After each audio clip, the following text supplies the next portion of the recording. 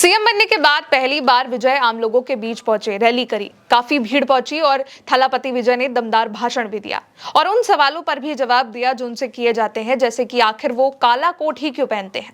असल में दोस्तों, तमिलनाडु के सीएम थलापति विजय ने 23 अप्रैल को चुनाव में जीत हासिल करने के बाद तिरुचिरापल्ली में अपनी पहली रैली करी और इस रैली में तिरुचि पूर्व विधानसभा इलाके के वोटर्स का उन्होंने आभार व्यक्त किया। इस सीट से वैसे तो विजय ने इस्तीफा दे दिया था, लेकिन फिर भी जब यहां विजय रैली करने पहुंचे तो वहां के लोग बहुत बड़ी संख्या में पहुंचे और विजय ने भी कहा कि यहाँ के लोग उनके दिल में बसते हैं। असल में विजय ने 2 सीटों तिरुचिरापल्ली और पेरम्बूर से चुनाव लड़ा था। दोनों सीटों से जीतने के बाद विजय ने तिरुचिरापल्ली सीट से अपना इस्तीफा दे दिया था। विजय ने तिरुचिरापल्ली सभा में कहा कि भले ही मैंने यहां से इस्तीफा दे दिया, लेकिन आपकी सेवा में कोई कमी नहीं होगी।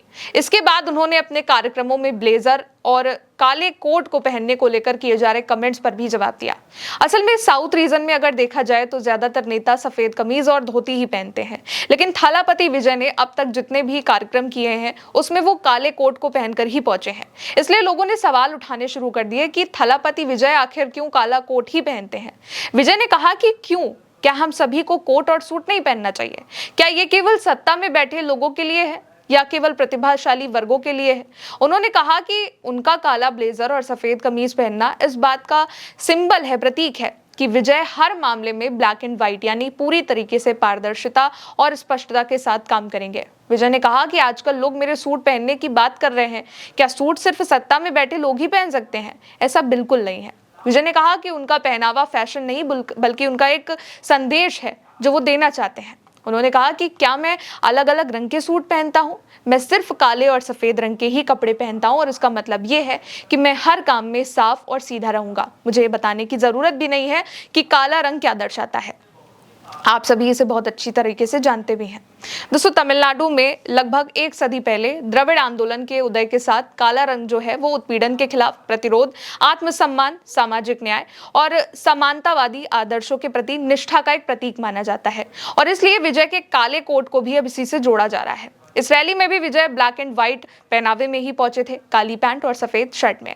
इसके अलावा तमिलनाडु विधानसभा चुनाव में जीत दर्ज करने के बाद जब विजय राज्य के मुख्यमंत्री के तौर पर शपथ लेने पहुंचे थे, तब भी सफेद शर्ट, काले रंग का सूट और पैंट पहनकर ही पहुंचे थे, जिसकी काफी चर्चा हुई थी।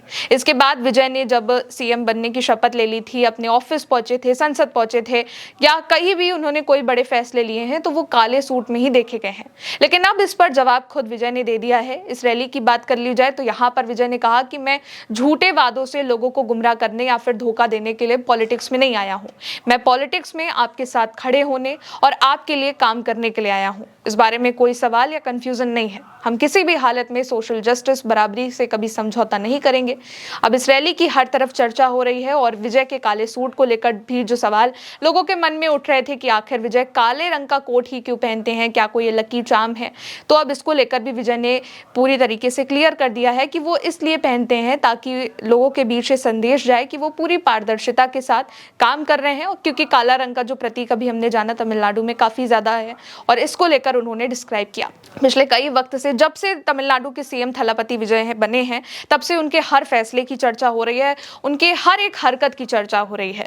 कुछ वक्त पहले उन्होंने कुछ डिसीजन लिए, जैसे कि जब एक 10 साल की बच्ची का अपहरण हुआ, फिर उसके साथ गलत हरकत करने की कोशिश हुई, उनके दोषियों को, उनके जितने भी जो अपराधी थे उनको 48 घंटों में विजय की सरकार ने अरेस्ट करवाया और ये भी ऑर्डर दिया कि जो भी इस तरीके के खबरें आती हैं, जो भी इस तरीके के केसेस आते हैं, उन पर तुरंत एक्शन लिया जाए। इसके बाद खबर ये भी चली थी कि कुछ पुलिस वाले जो इस बच्ची के केस को लेकर प्रेस कॉन्फ्रेंस करने वाले थे, उससे पहले काफी ज्यादा हंस रहे थे। उन आईपीएस पर भी विजय एक्शन ले सकते हैं। हालांकि बाद में पता चला था कि अभी विजय ने कोई ऐसा एक्शन नहीं लिया है, लेकिन उस मुद्दे पर भी हर तरफ चर्चा हुई थी और हर तरफ विजय कोई ना कोई ऐसा एक्शन लेते हैं, कोई ना कोई इस तरीके का वीआईपी कल्चर भी खत्म करते हैं जिसकी हर तरफ चर्चा होती है और इसीलिए विजय को लोग काफी ज्यादा पसंद भी करते हैं। फिलहाल दोस्तों, मेरे साथ इस खबर में इतना ही। आप देखते रहिए उल्टा चश्मा यूसी। शुक्रिया।